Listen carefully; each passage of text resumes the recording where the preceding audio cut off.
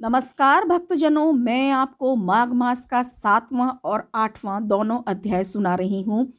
कुंडल विकुंडल की कथा का वर्णन। भगवान दत्तात्रेय जी कहने लगे, हे राजन, माघ मास के संबंध में मैं तुमको एक प्राचीन कथा सुनाता हूँ, ध्यान देकर सुनो। सतयुग में नैवेद्य नगरी में एक हिमकुंडल नामक वैश्य रहता था। उसने शुद्ध व्यापार करते हुए 8 करोड़ स्वर्ण मुद्रा उपार्जन की। जब वह बूढ़ा हो गया तो उसने इस संसार को क्षणभंगुर जानकर अपने कमाए हुए तमाम धन के 6 हिस्से किए और उसमें से छठा हिस्सा धर्म कार्य के लिए अलग रखकर बाकी धन को अपने कुंडल और विकुंडल नामक दोनों पुत्रों में बांट दिए।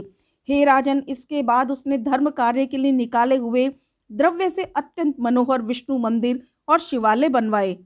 सागर के समान बड़े बड़े पक्के तालाब बनवाए और अनगिनत बावड़ी एवं कूपों का निर्माण करवाया।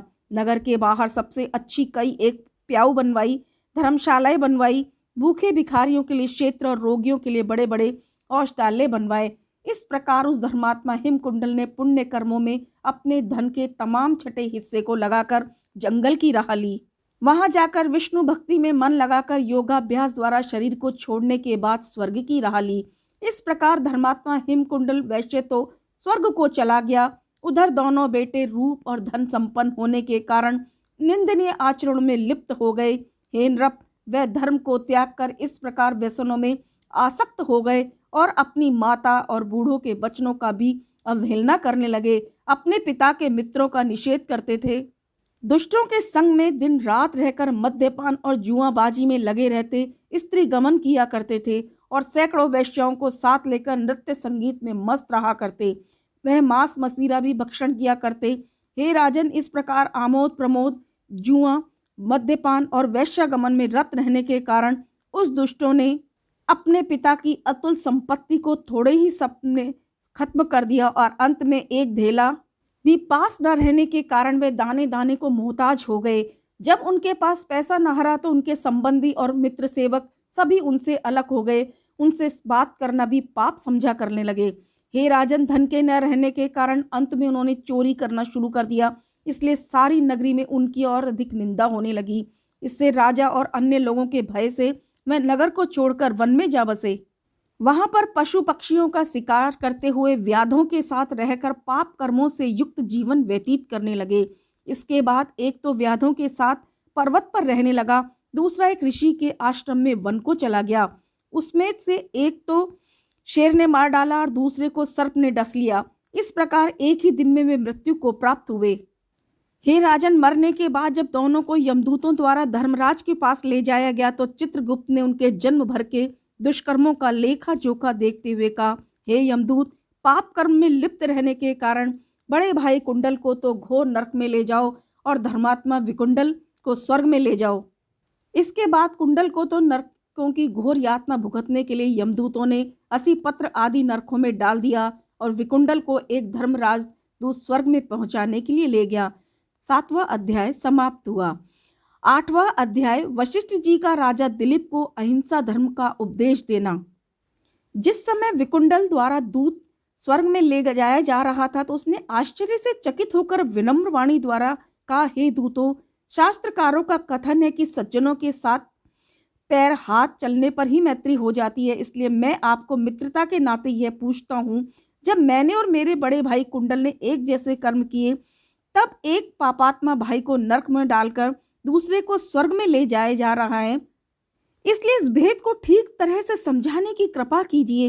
हे राजन, विकुंडल का यह वचन सुनकर मुस्कुराता हुआ दूत कहने लगा, यद्यपि तुम्हारा कहना सर्वथा सच है कि दो समान पाप करने वाले पापियों को एक जैसा ही दंड मिलना न्यायोचित है, परंतु कर्मों की ऐसी गहन गति है कि वह कई बार ज्ञानियों की समझ में नहीं आया करती। हे वैश्य, अब मैं तुम्हारे स्वर्ग पहुंचाए जाने का कारण बताता हूँ, ध्यान देकर सुनो। यह तो तुम्हें ज्ञात ही है कि तुमने और तुम्हारे बड़े भाई ने साथ रहकर आयु भर केवल पाप ही पाप कमाए हैं, परंतु सौभाग्य से अंत में तुम तो अपने भाई का साथ छोड़कर यमुना के दक्षिण तीर पर बसने वाले महात्मा सुमित्रा के आश्रम में चले गए और वहां पर रहकर उनसे हरि कथा सुनकर स्नान आदि पवित्र कामों में संलग्न हो गए। तुम्हारा भाई व्याधों के साथ रहकर उसी तरह हिंसा आदि पाप कर्मों में रहता हुआ जीवन व्यतीत करता रहा।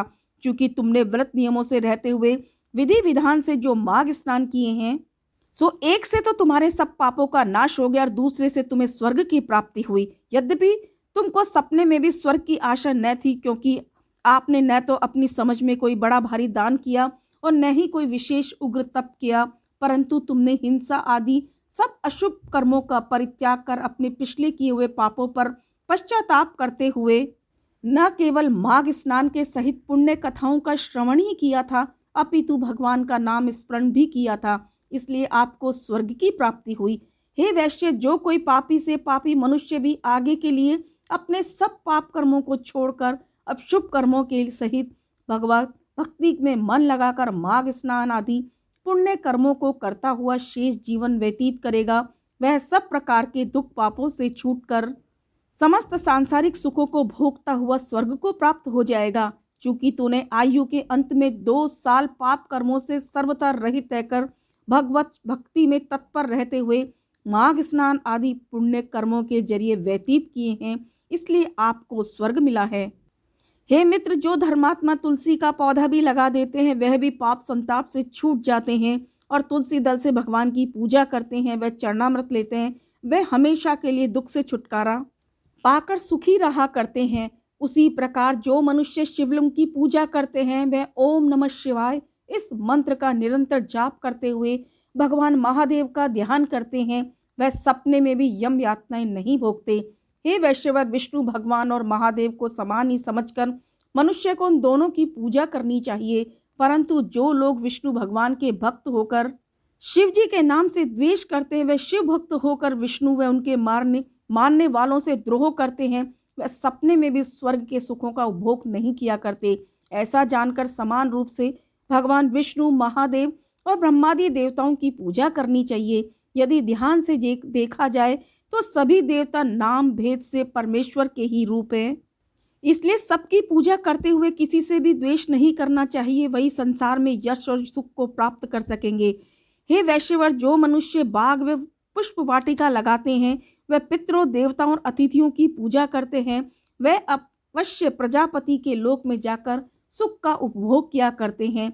हे मित्र, जो अतिथि मध्याह्न के समय आकर उपस्थित हुआ हो, वह मूर्ख हो, पंडित हो, वेद पाठी हो, वह पापी हो, उसे ब्रह्म समान समझकर उसकी श्रद्धा अनुसार आवभगत करनी चाहिए, क्योंकि जो मनुष्य मार के थके हुए वह भूखे प्यासे को विश्राम देता हुआ उसे अन्न जल देता है, वह चिरकाल पर्यंत स्वर्गलोक में निवास करता है।